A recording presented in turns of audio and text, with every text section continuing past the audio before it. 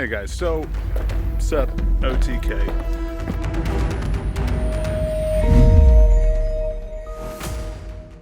The outdoor test kitchen set, and we're going on an adventure. Right. Yeah, and get rid of that big ugly thing over there. Yeah, not me. Pan fried chicken And yes, with mashed potatoes and a little gravy. our coffee has finished. It's a little hot though. No, so we'll just set it here on this cutting board. We're gonna start this over, take 483. We like to stay organized, have our list, start checking things off, and make sure we have everything.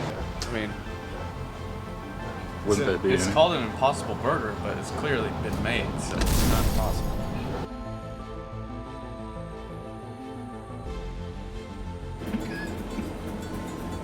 Well, hot.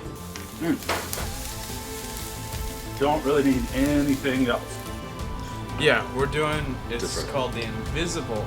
They have the Impossible Burger, the Impossible this. This is the Invisible Burrito. It's getting hot in here. It's getting hot in here. Get that a real stir.